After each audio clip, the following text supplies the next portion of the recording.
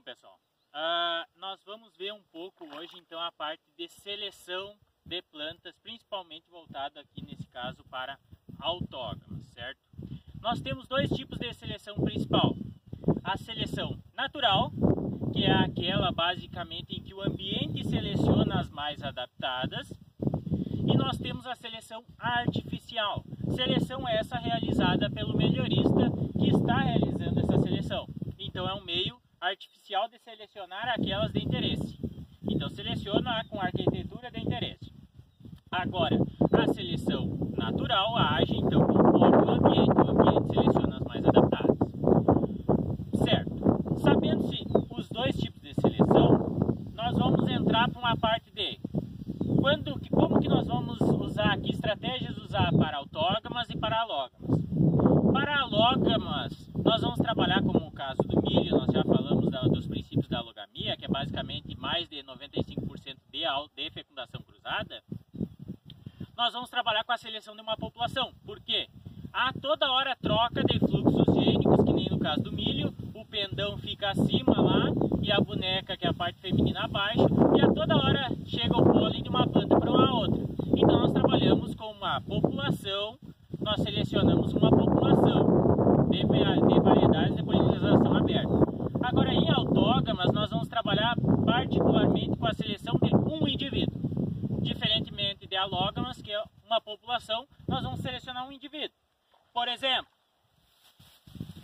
vamos dizer que esta planta aqui seja uma planta de interesse, seja uma planta mais baixa, seja uma planta com um bom número de perfilhos, é do meu interesse, eu seleciono ela e levo para a geração posterior. Então eu faço o cruzamento, obtenho F1, obtenho F2 e nessas gerações segregantes eu vou selecionando as plantas de interesse até chegar à homozigose. O que seria essa homozigose? Basicamente, quando nossos genes alelos lá, que são os genes que controlam a mesma característica, eles são iguais. É aquela condição lá, lembram do azão-azão? Azão-azão é o homozigoto dominante. O azinho-azinho é o homozigoto recessivo. O azão-azinho seria o heterozigoto. Ou seja, os genes alelos não são iguais. Tem o azão e tem o azinho. Então aí é o heterozigoto. Nesse caso, nós vamos chegar quando a homozigose? Sempre nós vamos selecionando uma planta, ou pode ser várias plantas, depende do método, a estratégia que nós já vamos ver posteriormente. E nós vamos levando até a homozigose. Normalmente vai ser lá em F6, F7, que vai estar mais estável toda a população de plantas. Aqui vocês podem ver que o quê? Tem uma população desuniforme. Aqui tem uma planta um pouco mais alta, aqui mais atrás tem plantas um pouco mais baixas. Então, isso que nós podemos ver aqui, ó, tem diferença, basicamente, esta planta aqui, com o número de perfilhos 3, 5, 6, 7, 8, 9, 10 perfilhos. E se nós formos pegar essa planta da frente aqui, ela tem algo em torno de 25 perfilhos. Então tem 15 perfilhos a mais essa aqui. Essa aqui é uma planta mais aberta do que esta aqui que vocês estão vendo também.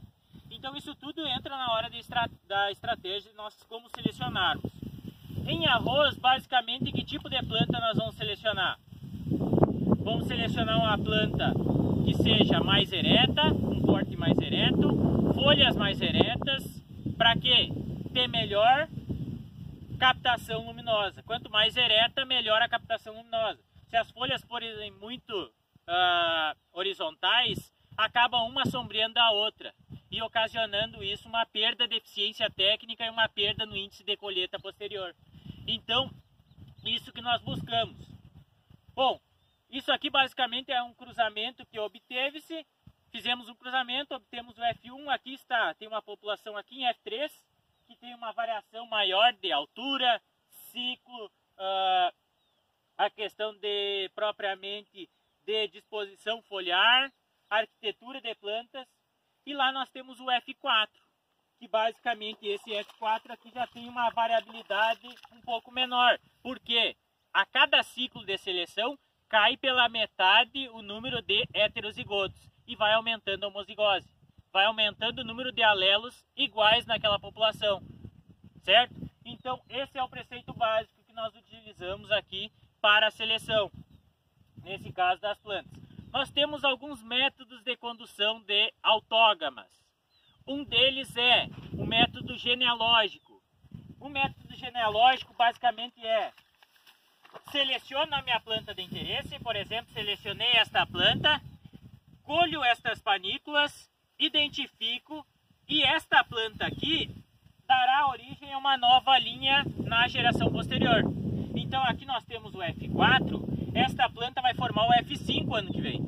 Vai ter uma linha desta planta toda no F5 para fazermos uma nova seleção, certo? Então quando chegar em F6 lá, nós vamos pegar essa linha, essas plantas selecionadas de interesse, e lá em F6, F7, e vamos ver se elas são produtivas. Vamos colocar ensaios de rendimento para ver produtividade, para ver resistência a doenças, entre outros atributos.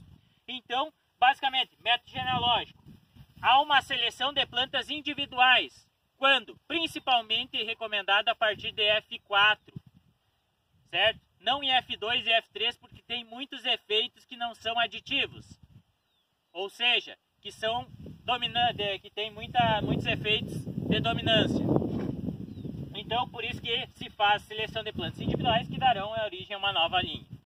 Outro método que nós podemos usar, basicamente, isso ocorre mais em gerações mais a partir de... Pode ocorrer em qualquer uma, mas normalmente é mais usado nos programas de melhoramento de autógamas, mais em final de gerações segregantes. Ali em F5, F6, F7, talvez em F4. Que basicamente é o método massal. O que seria esse método? Por exemplo, eu escolhi esta planta aqui, tem características de interesse, mas eu tenho outras muito parecidas com essa, ok? Tenho essa aqui e vamos dizer que esta outra aqui tem o mesmo padrão dessa aqui. Tem um bom tamanho de panícula, tem um bom número de perfilhos, tem uma boa constituição agronômica, uma boa arquitetura. De posse disso, eu posso, por exemplo, colho algumas panículas, coletei algumas panículas dessa aqui, por exemplo, coletei uma panícula dessa, poderia ser uma panícula ou toda a planta, poderia ser toda a planta, não vou tirar porque senão nós podemos perder essa seleção aqui posteriormente. Peguei uma. A outra de interesse seria esta, vamos dizer que fosse esta outra planta aqui. Selecionei uma panícula desta outra também. Seleciono outra panícula de outra planta que também de interesse. Debulho tudo isso, junto essas sementes, coloco num pacote e esse bulk que nós chamamos, ok? Esse bulk que eu fiz, ou seja, um conjunto de várias plantas que eu junto suas sementes e coloco na safra posterior. Então, o que vocês estão vendo aqui, que basicamente são 3 linhas compostas por várias plantas espaçadas, basicamente, é um conjunto de plantas que, advindas de um bulk, de uma seleção assim de várias plantas do ano passado, colhemos, mistura-se essas sementes e coloca no campo em etapa posterior. Então esse é um método bastante usado, principalmente quando nós temos um padrão de plantas mais parecidos. Vocês veem aqui que não tem plantas tão contrastantes, por mais que tenham as mais baixas e tudo mais, mas é um padrão fenotípico um pouquinho mais parecido, porque é o padrão que eu seleciono, é o que eu quero, é o meu interesse, já seleciono aquelas plantas especificamente baseadas no meu interesse, ok? Junto essas sementes e coloco no campo. Quando que nós vamos usar? Para seleção para altura, por exemplo. Seleciono todas as plantas mais baixas, se eu quero para redução do acamamento, seleciono todas aquelas com maior tamanho de panícula e por aí vai. Então, basicamente, junto todas essas plantas selecionadas, faço um bulk, pego essas sementes e coloco todas numa próxima geração. É diferente daquela que nós pegávamos no método genealógico, que nós pegamos uma planta e essa planta vai abrir uma linha. Essa aqui não, é uma mistura da semente de várias plantas formando um bulk, basicamente desse outro método, ok? Um outro método que pode ser utilizado pouco utilizado no entanto, mas é basicamente o método populacional. Que basicamente o método populacional trabalha com o quê? vamos dizer que essa área tivesse um grave problema de toxidez por ferro. Automaticamente, o ambiente vai selecionar as mais adaptadas, porque as mais suscetíveis à toxidez por ferro vão dar menos sementes. Se tem menos sementes, vai ter menos plantas para a geração posterior.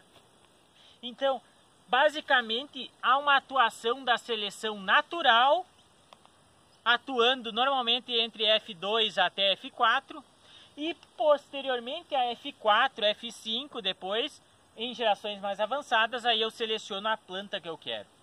No entanto, em gerações mais precoces, quem seleciona não é o melhorista, é o ambiente. Eu colho tudo, basicamente, toda a população, e basicamente as que deixarem mais descendentes são as mais adaptadas. E por consequência, esse é o método também conhecido como método populacional. Aqui nós não temos o método populacional agindo, nós fizemos uma seleção das melhores plantas, usamos o método massal. No entanto, poderia ser usado uma outra condição, um método populacional também, que pode ser usado em vários programas de melhoramento de plantas autógamas. Então, só que vocês têm que ter cuidado numa coisa. Vocês viram lá em genética que, basicamente, a expressão desse fenótipo aqui, desta planta, está condicionada à sua herança genética lá do DNA, contida no DNA, nos genes do DNA. No entanto, esses genes cada gene está sofrendo influência do ambiente. Então, se esta planta estiver numa condição melhor do que as plantas lá do fundo, eu tenho influência do ambiente. Então, eu tenho que cuidar que isto que eu estou selecionando seja genético e não só apenas fator de ambiente. Para isso entra a herdabilidade. Quanto maior a herdabilidade, menor a influência do ambiente. Por isso que nós tem vários cálculos de parâmetros genéticos que nós vimos anteriormente, algumas coisas, que esses parâmetros genéticos é de fundamental importância para sabermos. Bom, se é cor do grão, esse preto aqui vai ser pouco influenciado do ambiente, a cor do grão vai ser pouco influenciada no ambiente. Agora, número de perfilhos, se tiver mais adensada ou menos adensada a população de plantas, vai influenciar muito o ambiente. Então, a herdabilidade no caso de pigmentação do grão é alta. A herdabilidade no caso de número de perfilhos é baixa.